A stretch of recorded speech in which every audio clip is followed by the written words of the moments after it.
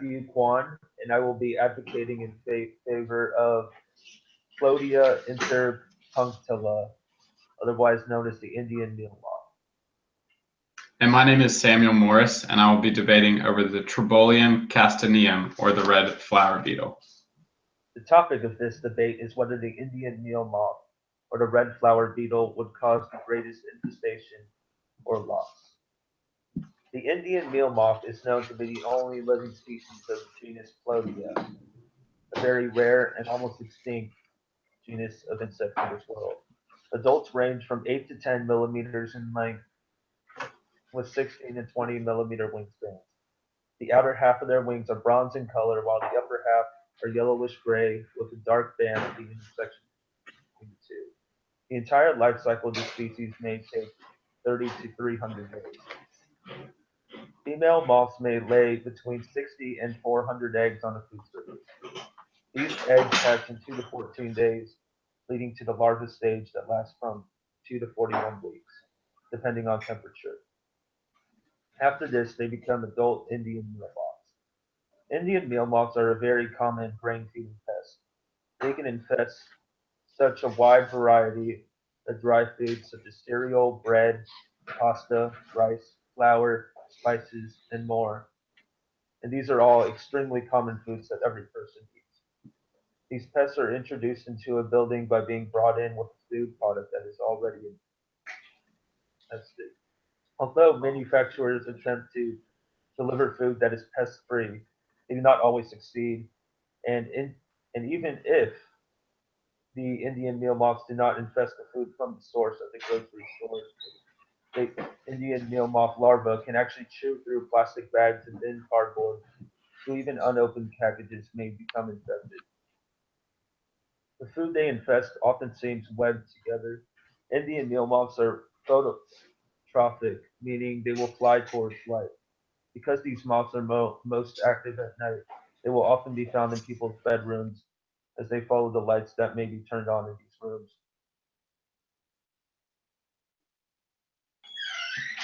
The red flower beetle is about 1/8 of an inch, or 3 to 5 millimeters long, and is reddish brown.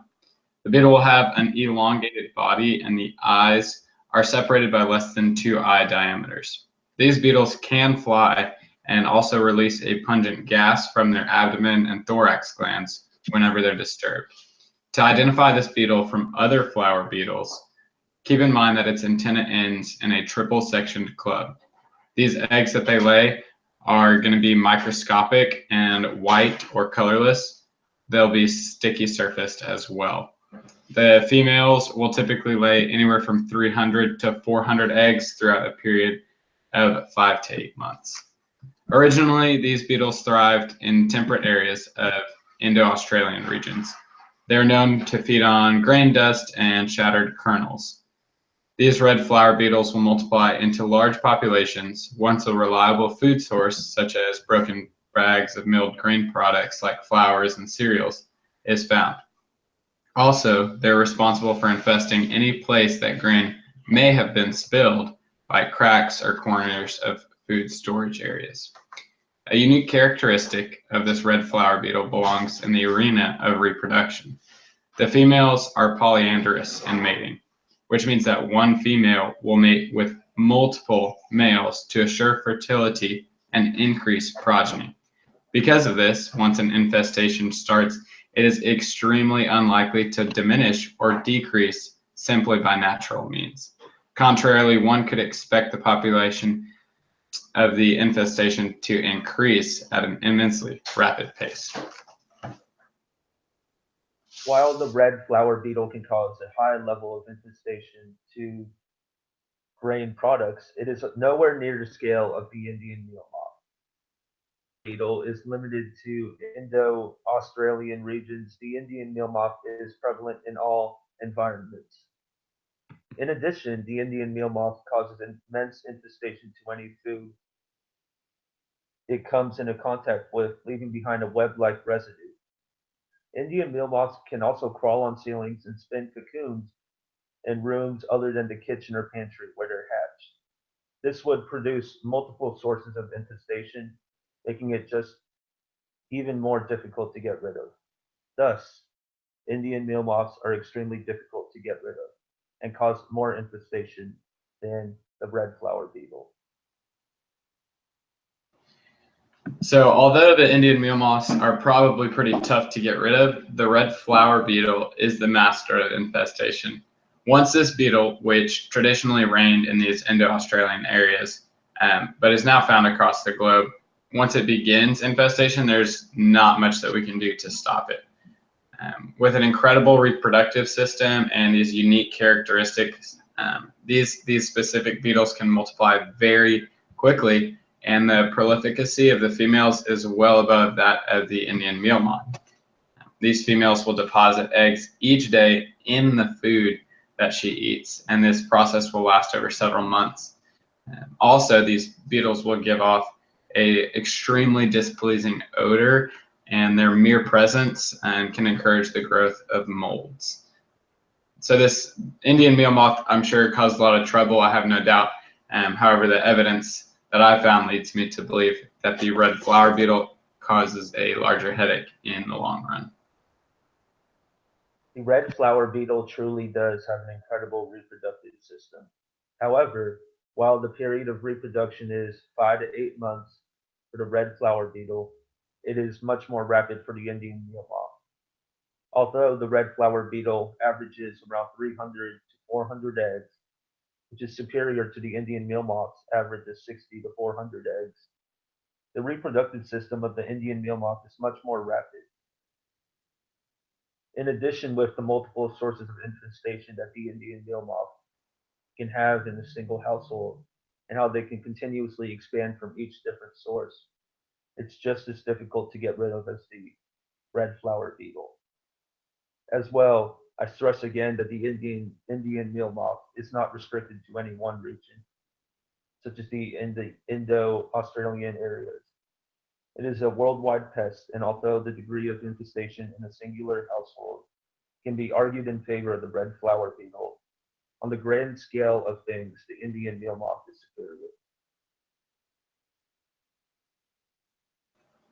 The Indian meal moth seems to have a rapid reproductive tract, indeed. However, I still hold fast to the data analytics provided by the University of Florida Entomology and Nematology Department, which support the claim that the red flower beetle can reproduce and therefore infest at a greater rate.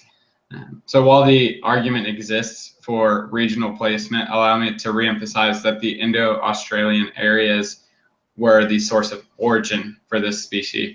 And it's not a current and not a present restriction or limitation. So these red flower beetles are actually found all over the globe, especially in temperate regions, or basically anywhere indoors via the assistance of central heating and cooling nowadays. So as a pest, the red flower beetle requires extensive treatment for removal with possible regeneration of these extremely resilient egg populations. So in conclusion, the red flower beetle is a much more effective infestation machine, giving both the Indian meal moth and the orchid man a run for its money. In conclusion, obviously both of these insects caused a lot of infestation and are a big time pest in many people's households. They're both common in many different types of environments. They both reproduce fast and in great numbers. But I would like to conclude with the fact that I still believe that the Indian meal moth is the superior in causing more infestation due to its greater commonality in the world and the fact that it affects so much more and can come from multiple sources than the red flower beetle. In addition, the Indian meal moth causes immediate damage to any food it comes into contact with and can cause damage from each of the three stages of life cycle that it goes through. As eggs, it can damage food. As larvae, it can cause an already diseased look and a web structure to the food. And as adults, they can continue to reproduce and cause massive infestation. So in conclusion, I still believe that both of these species are terrible infestations to be a part of, obviously, and it's not something that you would want either way.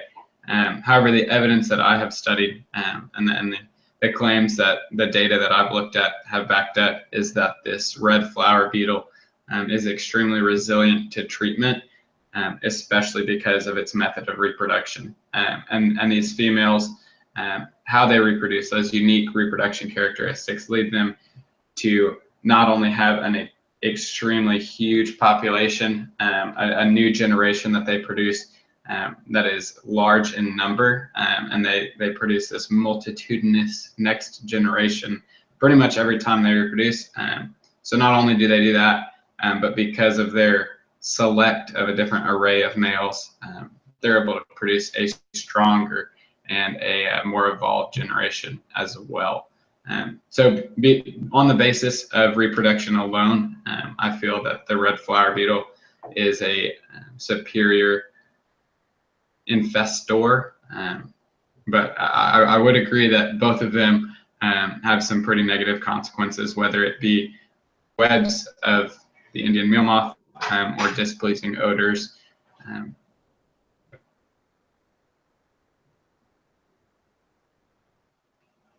Thanks and gig 'em.